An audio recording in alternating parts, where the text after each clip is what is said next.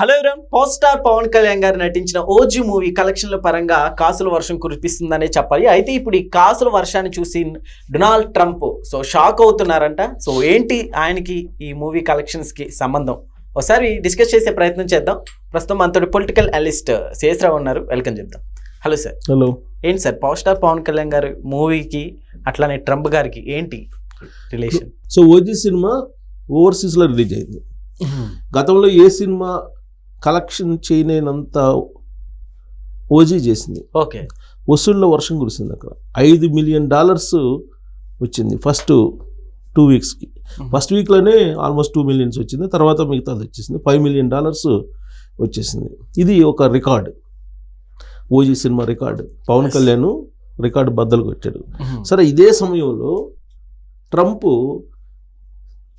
Cinema industry మీద ఒక కన్ను వేసాడు. 100% ట్యాక్స్లు వేస్తూ నిర్ణయం తీసుకున్నాడు సినిమాల మీద. ఓకే. ఇది యాదృచ్ఛికమా, లేదంటే ఓజీ సినిమా కలెక్షన్స్ చూసిన తర్వాత అసలు విదేశీ సినిమాలని ఎందుకు అలౌ చేయాలి, ఒకవేళ విదేశీ సినిమాలను అలౌ చేస్తే కనుక మనకొచ్చే బెనిఫిట్ ఏంటి అని చెప్పి ఆలోచించి ట్రంప్ ఆ విధంగా నిర్ణయం తీసుకున్నాడా? అంటే గతం నుంచి స్టడీ చేస్తున్నాడా, లేదంటే ఓజీ కలెక్షన్స్ చూసిన తర్వాత ఆయన ఈ నిర్ణయం తీసుకున్నాడా అనేది ఒక చర్చ. సరే, అది యాదృచ్ఛికమా లేదంటే వ్యూహాత్మకమా అంటే యాదృచ్ఛికంగా జరిగిన సంఘటన అని చెప్పుకోవచ్చు. ఎందుకంటే ఓజీ కలెక్షన్స్ 100% సినిమాల మీద ట్యాక్స్ చేస్తూ నిర్ణయం తీసుకోవడం అనేది ఒకేసారి జరిగిపోయినాయి. ఓకే. బహుశా ఓజీ కలెక్షన్స్ ఆయన దృష్టిలో పడి ఉండొచ్చు. ఎందుకనంటే ఓజీ సినిమాని ఆపేయాలని చెప్పి అక్కడ ఉన్నటువంటి కొంతమంది కేసులు వేశారు. ఓకే. అక్కడ సార్ అమెరికాలో. ఓకే. ఓజీ సినిమాకి సంబంధించి. ఆ తర్వాత సరే డిస్ట్రిబ్యూటర్స్ దాన్ని అధిగమించి ఆ సినిమాని రిలీజ్ చేశారు. చాలా వ్యూహాత్మకంగా రిలీజ్ చేసి గతంలో ఏ సినిమాకి రానంత వసూళ్లు రాబట్టగలిగారు. ఇదంతా జనరల్గా ఇంటెలిజెన్స్ ఉంటుంది. అందులో అమెరికా ఇంటెలిజెన్స్ చాలా పవర్ఫుల్ ఇంటెలిజెన్స్. ఓకే. సో ఈ బహుశా ఇదంతా ఇంటెలిజెన్స్ రిపోర్టు వెళ్ళి ఉంటుంది గవర్నమెంట్కి కూడా. పైగా $5 మిలియన్ ఒక 2 వీక్స్లో రావడం అనేది అది మాటలు కాదు కదా. సార్ గతంలో ఏ మూవీకైనా ఇట్లా మనం చూసాం సార్? లేదు. బాహుబలికి కానీ, లేదంటే దేవరాకి కానీ, లేదంటే ఇతర సినిమాలు పుష్ప 2కి కానీ, వీటికి ఏది పుష్పకి కానీ ఏది అంత రాలేదు. ఓవర్సీస్ బిజినెస్ అంత స్పాన్ ఆఫ్ షార్ట్ టైంలో, అంత షార్ట్ టైంలో ఇంత పెద్ద ఎత్తున కలెక్షన్స్ రాలా. ఓకే. సో బహుశా నేను అనుకోవడం గవర్నమెంట్ ఇంటెలిజెన్స్ రిపోర్ట్ తీసుకొని ఉండొచ్చు. ఆ ఇంటెలిజెన్స్ రిపోర్ట్ని బేస్ చేసుకొని అసలు ఇండియన్ సినిమాలు, ఇండియన్ మూవీస్ అమెరికాకు వచ్చి అమెరికాలో కలెక్షన్స్ బాగా తీసుకొస్తున్నాయి. సో కాబట్టి ఆ కలెక్షన్స్ మీద లేదంటే అక్కడ ట్యాక్స్లు పెంచాలనే ఉద్దేశంతో 100% ట్యాక్స్లు విధిస్తూ నిర్ణయం తీసుకున్నారు ఇప్పుడు ట్రంప్. ఓకే. రాబోయే రోజుల్లో ఓటీటీల మీద కూడా, ఓటీటీ రిలీజెస్ మీద ట్యాక్స్లు 100% వేస్తే కనుక అప్పుడు శాటిలైట్ రైట్స్తో పాటు ఓటీటీ రైట్స్ ఏదైతే ఉన్నాయో ఈ ఓటీటీ రైట్స్ మీద కూడా ఎఫెక్ట్ పడే అవకాశం ఉంది. టోటల్గా టాలీవుడ్ కొంప కొల్లేరు కాబోతుంది. ఇప్పుడు ట్రంప్ తీసుకున్న నిర్ణయం కారణంగా టాలీవుడ్ కొంప కొల్లేరు కాబోతుంది. కారణం ఏంటంటే టాలీవుడ్ సినిమాలు ఈ మధ్యకాలంలో మనకి పాన్ ఇండియా సినిమాలు అయిపోతున్నాయి అన్నీ కూడా. సో పాన్ వరల్డ్ స్థాయికి కూడా వెళ్ళిపోయింది.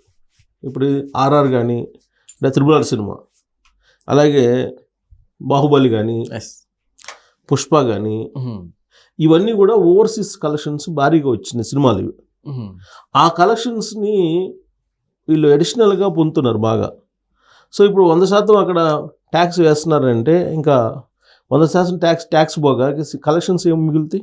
పైగా అక్కడ ట్యాక్స్ సిస్టమ్ అనేది చాలా పకడ్బందీగా ఉంటుంది. ఇక్కడలాగా కాదు.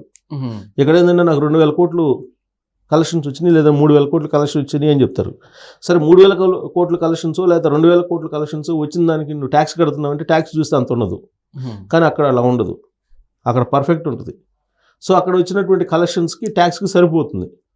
సో కాబట్టి ఇక నుంచి టాలీవుడ్ సినిమాలు అక్కడికి వెళ్ళిన కలెక్షన్స్ చేసినా భారీగా ట్యాక్స్లు ఉన్నాయి కాబట్టి వీళ్ళకి లాభాలు ఉండే అవకాశాలు లేవు. ఓకే. సో దాంతో ఒక పార్ట్ పోయింది, కలెక్షన్స్ ఒక పార్ట్ పోయింది అనుకోవాలి ఇక నుంచి ట్రంప్ కొట్టినటువంటి దెబ్బకి. సార్ ఎందుకని ట్రంప్ గారు పదే అంటే అన్నిట్లో ఇట్లానే టార్గెట్ చేస్తున్నారు? సో ఇప్పుడు కూడా కేవలం తెలుగు సినిమాలకే కాదు కదా, భారతీయ సినిమాలు అన్నిటికీ.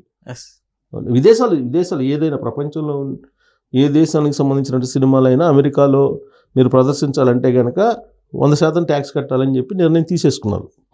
కాకపోతే ఈ మధ్యకాలంలో మనకి ఎక్కువ కలెక్షన్స్ రాబడుతుంది మన టాలీవుడ్ ఫిలిమ్స్. అందువల్ల టాలీవుడ్ మీద ఎక్కువ ప్రభావం ఉంటుంది.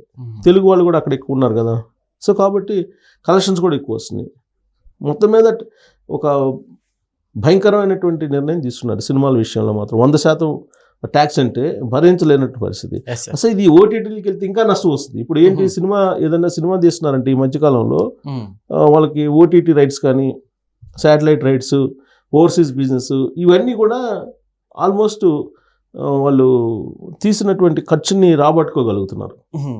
కానీ ఇక నుంచి అవకాశం ఉండదు, ఇక నుంచి అవకాశం ఉండే ఛాన్సెస్ లేదు. సో ఇది ఓజీ కారణంగా అంటే ఓజీ కారణంగా కాదు, ట్రంప్ ఆల్రెడీ విదేశాల నుంచి వచ్చినటువంటి అన్ని ప్రొడక్ట్స్కి ఆల్రెడీ 50% ట్యాక్స్ వేశారు కదా, కొన్నిటికి 100% కూడా వేశారు కదా, ఇప్పుడు సినిమాలకు వేశారు.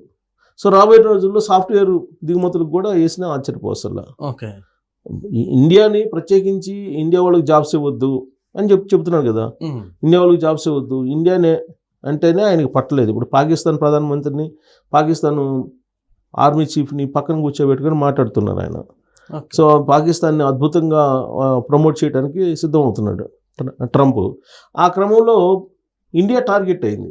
ఈ టార్గెట్ అయినటువంటి క్రమంలో ఆర్థిక మూలాల్ని కొట్టేటువంటి ప్రయత్నం చేస్తున్నారు, భారతదేశానికి ఉండే ఆర్థిక మూలాల్ని. ఇప్పుడు నిన్న కాక మొన్న ఫార్మా మీద ట్యాక్స్లు అనౌన్స్ చేశాడు, ఇప్పుడు సినిమా మీద చేశాడు, అంతకుముందు వీసాల మీద గందరగోళంగా చెప్పారు. సో ఇవన్నీ కూడా భారతదేశం టార్గెట్ చేసినటువంటి ఒక ఇష్యూస్ అనుకోవాలి. అయితే యాదృచ్ఛికంగా ఇది ఓజీ సినిమా రిలీజ్ అయిన సందర్భంగా ఈ ట్యాక్స్ అనేది వచ్చింది కాబట్టి ఇది ఓజీ సినిమా కలెక్షన్స్ చూసి మైండ్ బ్లాక్ అయిందా ట్రంప్కి. అందుకే ఇంత కలెక్షన్స్, అమెరికా నుంచి ఇంత కలెక్షన్స్ తీసుకెళ్ళిపోతున్నారు, ఊరిని ఎందుకు పంపించాలి, ట్యాక్స్ చేయాలని నిర్ణయం తీసుకున్నాడు అనేది ఒక చర్చ.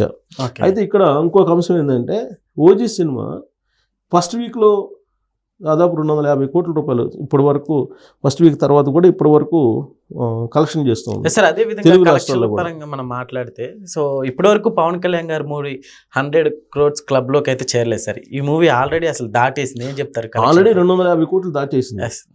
ఇప్పుడు పెంచినటువంటి ధరలని కొనసాగించాలి అని చెప్పి డిస్ట్రిబ్యూటర్స్ నిర్ణయించుకున్నారు. కానీ తెలంగాణ ప్రభుత్వం తాజాగా జీవో ఇచ్చింది, మీకు 1 weekకే ఫస్ట్ వీకే ఇచ్చాము టికెట్లు పెంచుకునేటువంటి వెసులుబాటు, బట్ ఇంకా నుంచి మీరు నార్మల్గానే ఆ సినిమాని ప్రదర్శించాలని చెప్పేసి ఆల్రెడీ ఆర్డర్స్ పాస్ చేశారు. ఆంధ్రప్రదేశ్లో అయితే పెంచిన ధరల ప్రకారమే సినిమా ప్రదర్శించబడుతుంది. సో సరే ఎన్ని రిస్ట్రిక్షన్స్ పెట్టినా కానీ బ్లాక్ బస్టర్ హిట్ టాక్ వచ్చింది కాబట్టి ఇక అది నార్మల్ టికెట్స్ పెట్టుకున్నా లేదంటే పెంచినటువంటి ధరలు పెట్టుకున్నా, కాకపోతే ఒక చిన్న వేరియేషన్ వస్తుంది తప్పితే పెద్ద వేరియేషన్ రాదు. కలెక్షన్స్ ఇప్పుడు 300 కోట్ల క్లబ్లోకి వెళ్ళిపోయే ఛాన్సెస్ చాలా ఈజీగా కనిపిస్తున్నాయి. అక్టోబర్ 2వ తారీఖు దసరా సెలవులు 5వ తారీఖు దాకా ఉన్నాయి. 5వ తారీఖు దాకా దసరా సెలవులు ఉన్నాయి కాబట్టి ఈ ఫ్యామిలీల పరంగా ఈ సినిమాకి వెళ్ళేటువంటి అవకాశం ఉంది. తర్వాత ఈ ఆల్రెడీ మిరాయి సినిమా ఉంది కదా, మిరాయి సినిమా ఆల్రెడీ అది పోయింది. ఒకవేళ కనుక ఇది లేకుండా ఉన్నట్టు మిరాయి సినిమా కొద్ది కలెక్షన్స్ రాబట్టేది. ఇప్పుడు కాంతారా చాప్టర్ 1 వస్తుంది దసరా సందర్భంగా. ఈ కాంతారా చాప్టర్ 1 సినిమాకి టికెట్లు పెంచుకునేటువంటి వెసులుబాటు కానీ బెనిఫిట్ షోస్ కానీ ఇవి ఇవ్వకూడదు అని చెప్పి నిర్ణయం తీసుకున్నారు. కారణం ఏంటంటే ఈ ఓజీ సినిమాని కన్నడలో అడ్డుకున్నారు. కన్నడలో ఈ బెనిఫిట్ షోస్కి ఇవ్వలేదు పర్మిషన్. సో దాంతో అలాగే టికెట్స్ పెంచుకునేటువంటి అవకాశం కూడా ఇవ్వాల. అందుకని చెప్పేసి ఇప్పుడు పవన్ కళ్యాణ్ మీద ఒత్తిడి ఏంటంటే అసలు ఈ కాంతారా చాప్టర్ 1 సినిమాకి ఎందుకు ఇవ్వాలి, టికెట్లు పెంచుకునేటువంటి వెసులుబాటు ఎందుకు కల్పించాలి, అది కన్నడ సినిమా కదా, కన్నడ సినిమా డబ్బింగ్ కదా, ఎందుకు ఇవ్వాలి అని చెప్పి ఆయన మీద ప్రెజర్ చేశారు. ఓకే, దీని మీద పవన్ కళ్యాణ్ గారు రెస్పాండ్ అయినట్టున్నారు. రెస్పాండ్ అయ్యి ఆయన వాళ్ళు ఒకవేళ ఆ విధంగా రిస్ట్రిక్షన్ పెట్టినా మనం పెట్టాల్సిన అవసరం లేదు, మనం వాళ్ళకి బెనిఫిట్ షోలు చేసుకోవడానికి కానీ లేదంటే టికెట్లు పెంచుకునేటువంటి వెసులుబాటు కల్పిద్దాము అని చెప్పి ఆయన సినిమా కళ అనేది ప్రాంతాలను కలిపేదిలాగా ఉండాలి తప్పితే విడదీసేలాగా ఉండకూడదు అని చెప్పి ఆయన బ్రాడ్గా ఆలోచించి ఆయన పర్మిషన్ ఇచ్చారు, టికెట్లు పెంచుకునేటువంటి పర్మిషన్ ఇచ్చారు. అంటే ఆయన సినిమా మీద ఆయనకు అంత నమ్మకం ఉంది, ఓజీ సినిమా మీద. కాంతారా చాప్టర్ 1 సినిమా వచ్చినప్పటికి కూడా ఓజీ సినిమాల కలెక్షన్స్ పడిపోవు అనేది ఆయనకు ఉన్నటువంటి నమ్మకం. ఎందుకంటే ఆల్రెడీ టాక్ వచ్చింది, బ్లాక్ బస్టర్ టాక్ వచ్చిన తర్వాత ఇంక పవన్ కళ్యాణ్ సినిమాని ఆపలేరు. ఒకసారి హిట్ టాక్ వచ్చిన తర్వాత ఎన్ని సినిమాలు వచ్చినా కానీ పవన్ కళ్యాణ్ సినిమాని ఆపేట పరిస్థితి ఉండదు. సో కాబట్టి ఆయన ఒక బ్రాడ్గా నిర్ణయం తీసుకొని ప్రాంతాలను కలిపేదిలాగా ఉండాలి కళ అనేది. కాబట్టి మనం ఇచ్చేద్దాం, వాళ్ళు ఇవ్వకపోతే ఇవ్వకపోయారు, బట్ మనం ఇచ్చేద్దాం అని చెప్పి టికెట్స్ పెంచుకున్నటువంటి వెసులుబాటు కల్పిస్తూ ఆంధ్రప్రదేశ్లో నిర్ణయం తీసుకున్నారు. ఆటోమేటిక్గా తెలంగాణలో కూడా అదే నిర్ణయం తీసుకుంటారు. ఓకే. బట్ ఇక్కడ ఓజీ సినిమా టికెట్లని నార్మల్గా అంటే పెంచినటువంటి ధరలు 1 వీకే కాబట్టి సెకండ్ వీక్ నుంచి ఉండవని చెప్పి ఆల్రెడీ ఆర్డర్ పాస్ చేసింది ఇది తెలంగాణ ప్రభుత్వం. అయినప్పటికీ కూడా 300 క్లబ్ని ఈజీగా దాటే అవకాశం ఉంది. దాంట్లో సందేహం ఏం అవసరం లేదు. ఆల్రెడీ కలెక్షన్స్ 250 కోట్లు నిన్నే దాటిపోయినాయి అంటున్నారు. మిగతా 50 కోట్లు అనేది నథింగ్. అది ఓజీ సినిమాకి అది పవన్ కళ్యాణ్కి ఉన్న క్రేజ్. అది పవన్ కళ్యాణ్ క్రేజు ఒకసారి ఇప్పుడు జనరల్గా సూపర్ హిట్ అంటేనే ఈ కలెక్షన్స్ వస్తాయి మామూలు హీరోలకి. కానీ యావరేజ్గా ఉందంటేనే పవన్ కళ్యాణ్ గారి సినిమాకి ఈజీగా 100 కోట్లు దాటిపోతాయి. ఇది సో బ్లాక్ బస్టర్ హిట్ అనేది వచ్చింది, బ్లాక్ బస్టర్ అని వచ్చింది. సో కాబట్టి 300 కోట్లు అనేది సునాయాసంగా దాటిపోయే అవకాశాలు ఉన్నాయి. Okay. Okay sir, thank you.